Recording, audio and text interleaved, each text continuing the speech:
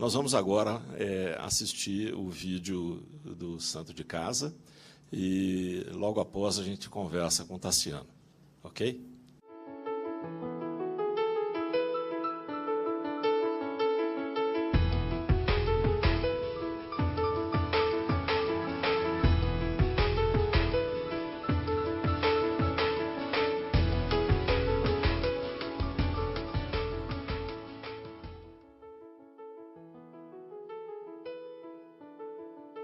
Meu nome é Tassiano Gonçalves, professor e biólogo, e atualmente aqui na Secretaria de Educação sou coordenador do Núcleo Pedagógico das disciplinas de Biologia e Ciências.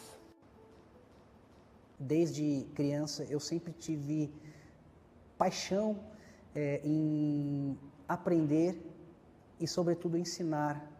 E eu percebi que o caminho mais adequado para isso seria por meio da docência. Quando a gente tem a oportunidade de ter um grupo de alunos nos ouvindo, essa talvez seja a maneira mais interessante para que a gente possa ensinar e aprender também.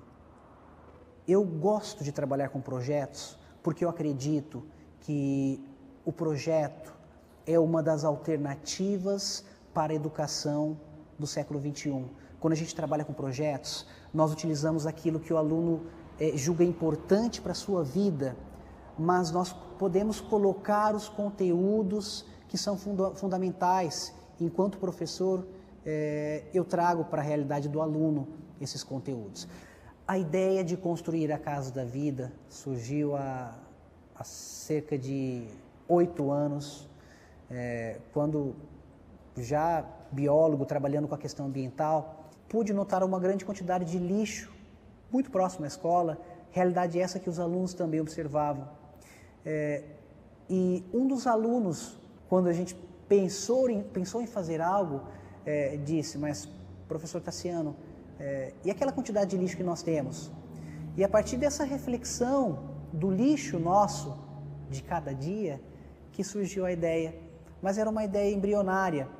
O que fazer com o lixo?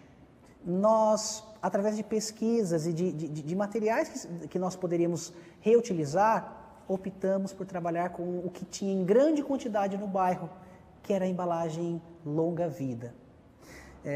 Os alunos, primeira coisa, eles separam, arrecadam, tem a fase de arrecadação desse material, onde tem todo um envolvimento da comunidade, com o envolvimento dos pais que auxiliam nesse processo. Depois da fase de arrecadação, tem a fase de limpeza do material, onde dividimos em grupos menores. Após a limpeza, começa a construção das fileiras da casa.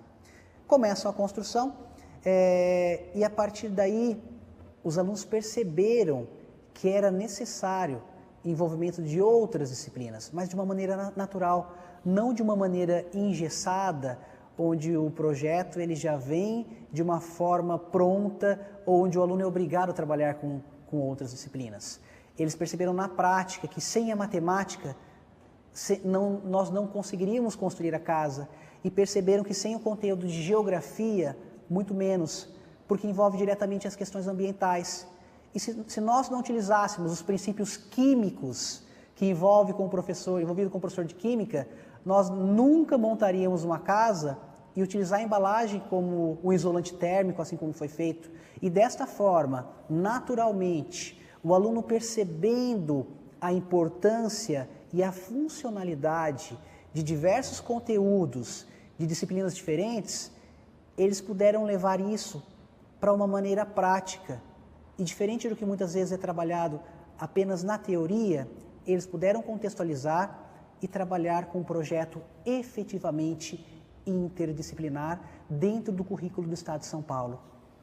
A maior dificuldade do projeto foi conscientizar os alunos de que eles precisam ter autonomia e precisam ser protagonistas.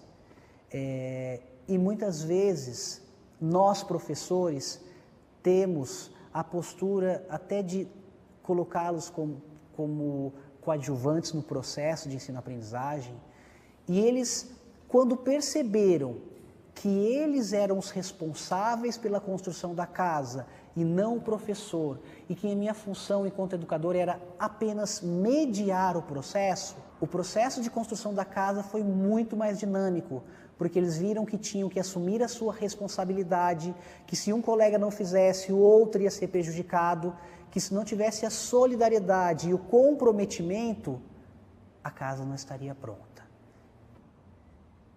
Nós optamos inicialmente em trabalhar com alunos de nonos anos, com uma turma, mas o projeto ganhou tamanha dimensão que passou a envolver toda a escola, com alunos de 8, 10 anos até alunos maiores de idade, 18, 19 anos, alunos do ensino médio.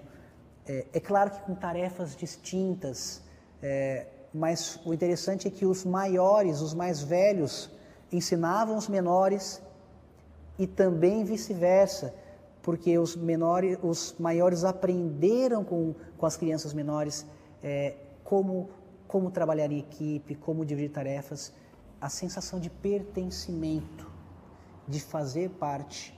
E quando eles perceberam que são capazes, que podem, nós ganhamos o mundo das nossas crianças. Muitas vezes essas crianças que vêm de todo um processo de vulnerabilidade social, que era a realidade da escola, na primeira oportunidade que eles têm de se mostrar e mostrar o seu valor, que foi este projeto, eles abraçaram, eles aprenderam a se valorar. Qual o seu valor enquanto ser humano? É interessante que, nesse caso em especial, depois do projeto pronto e de que acabou a fase de arrecadação de embalagem longa-vida, alguns pais vieram e me perguntaram, e agora? O que nós fazemos com as caixinhas de leite? Independente da resposta que eu teria para eles, essa pergunta foi um grande ganho. Eles passaram a enxergar que aquilo que nós chamamos de lixo gera uma certa preocupação e para algum lugar vai e leva à reflexão. O objetivo de que nós tenhamos o desenvolvimento de jovens autônomos, competentes e solidários foi atingido com a Casa. A Casa da Vida recebeu uma série de prêmios. Primeiro, aqui na região, o prêmio do jornal Mogi News, como professor cidadão. Recebemos também o prêmio da 6ª Olimpíada Brasileira de Saúde e Meio Ambiente, sendo eleito um dos 6 melhores projetos do país pela Fundação Oswaldo Cruz. E eu tive a honra de acompanhar de um aluno ir para o Rio de Janeiro, apresentar o projeto como forma de divulgá-lo para professores de todo o país. É claro que os prêmios foram importantes, principalmente para os alunos que tiveram um reconhecimento do seu trabalho e que viram que eles são capazes, mas para mim, enquanto educador, não tem prêmio maior do que o pai do aluno chegar em mim e falar: professor, você marcou a vida do meu filho, obrigado por acreditar no meu filho, obrigado por resgatá-lo. Nós não éramos mais professor e alunos, nós éramos companheiros. Houve verdadeiramente uma cumplicidade. A partir do momento que nós empoderamos as pessoas, foi quando eu percebi que eu ganhei o maior poder, que é a confiança, que é o relacionamento, que é o grande diferencial, não do professor, não somente do professor, mas de todo o profissional. Eu aprendi que nós aprendemos com os alunos e que a minha função hoje não é apenas ensinar, mas mediar esse processo de transformação daquela informação em conhecimento. Perceber que muitas vezes o segredo não está nas respostas e que minha função não é dar respostas, mas sim instigar as perguntas, que se eu der a resposta, eu mato o processo, mas é fazer com que ele enxergue que ele é capaz, é perceber que ele, com as perguntas certas, vai ter uma chance melhor enquanto profissional, enquanto cidadão, em qualquer lugar que ele estiver. Desculpem decepcioná-los, mas eu não tenho milagre. Não sou milagreiro e muito menos santo. Mas o que eu tenho para dizer é que todos nós, seguindo essa linha de raciocínio do santo de casa faz milagre, usando metaforicamente o termo, todos nós podemos fazer milagres e você já faz o seu milagre na sua instituição. Só precisa acreditar nele. E mesmo porque se o milagre não for divulgado, ele nada mais é do que uma mera ação. E quando eu divulguei o meu milagre, em respeito aos meus alunos, ele passou a ser chamado de milagre. Mas está em cada um de nós, em cada um de vocês que acredita no seu potencial, na sua potencialidade, na melhoria, na qualidade profissional, no respeito ao próximo e, sobretudo, no ser humano.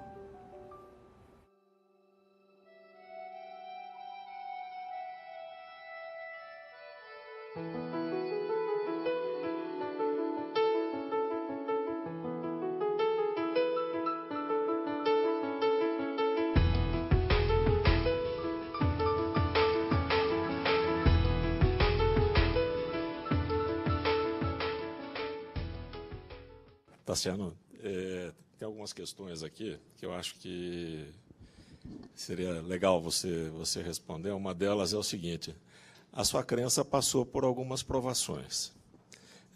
Pela nossa conversa, nós percebemos que, pelo seu relato, que teve alguns momentos que você pensou duas vezes na continuidade do projeto.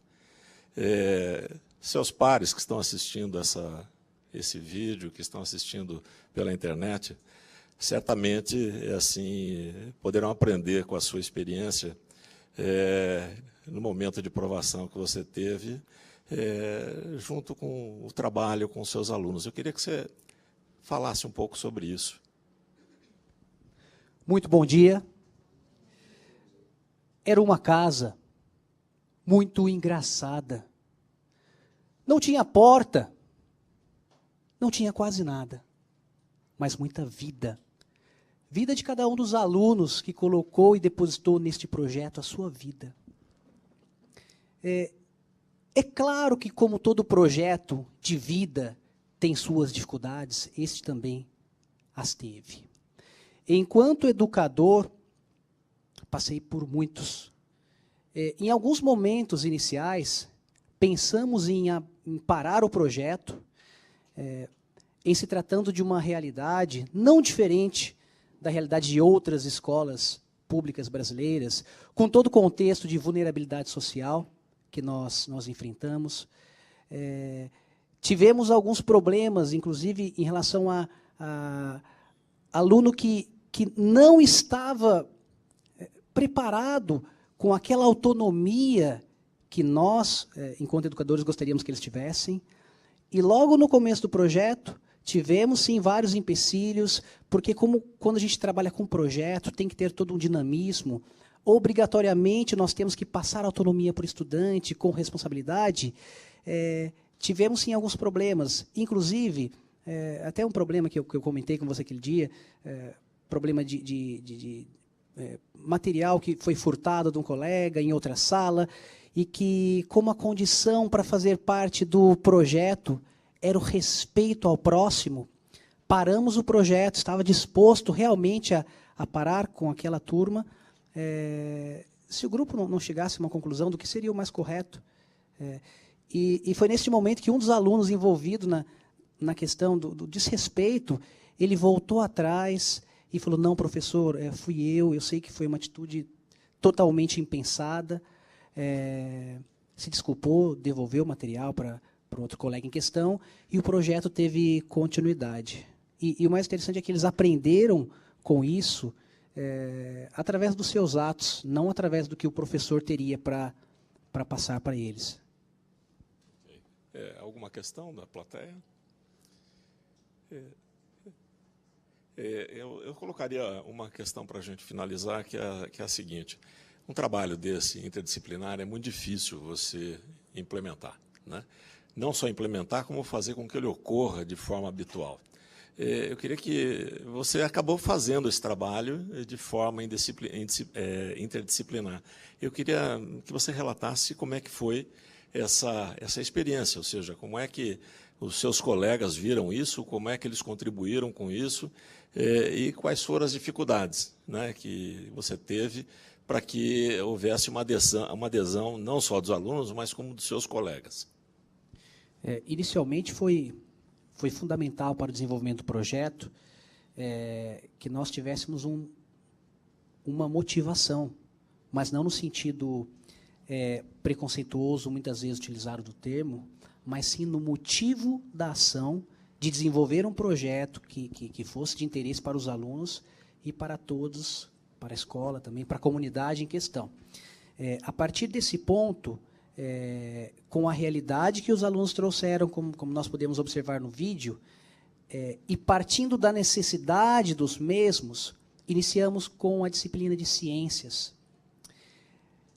Mas, ao desenvolver o projeto, percebemos que sem a matemática, ou a química, ou a geografia, e até mesmo a sigla UHT, temperatura ultraelevada, em inglês, que está na caixinha, e muitas vezes a gente não sabe o significado, e não sabe colocar um contexto, ou contextualizar com a realidade nossa, os alunos perceberam que o processo natural do aprendizado, do que é importante para eles, seria dessa forma, não de cima para baixo. Foi quando eles procuraram os professores das disciplinas que eu citei, matemática, geografia, química, enfim, para pedir auxílio. E desta maneira, de uma forma natural, eles perceberam que era uma questão obrigatória, que aquelas competências e habilidades que nós, enquanto docentes, julgamos importantes, seriam fundamentais dentro de alguns conteúdos para aqueles alunos. E viram que tudo aquilo que a escola tem para oferecer, quando criado um campo com contexto, ela vai servir de base para a sua vida presente e futura. Ainda dentro dessa linha de raciocínio, em relação ao especial que você perguntou dos professores, os professores naturalmente se envolveram pelo pedido dos alunos, não teriam como dizer o contrário, até conhecendo a realidade da escola e dos alunos. Imagina um aluno chega em você que você nem espera, aquele aluno até indisciplinado, e professor, o senhor pode me ajudar na matemática com o projeto de ciências? O professor também se sentiu tocado e refletiu sobre as suas ações. Até que ponto nós podemos contribuir mais para a vida dos alunos, indo muito além do conteúdo que a gente julga importante, mas sim daquilo que ele vai usar no dia a dia. Ok. Muito obrigado, Tassiano. Tem um elogio aqui para você pela internet do Kiko Mahler. Conhece o Kiko Mahler, não? Parabéns, Tassiano, pelo trabalho espetacular. Isso é escola, educação de qualidade e perfil de professor. Tassiano, muito obrigado. Estamos aqui encerrando mais um Inova Day. Até novembro. Obrigado, que eu agradeço.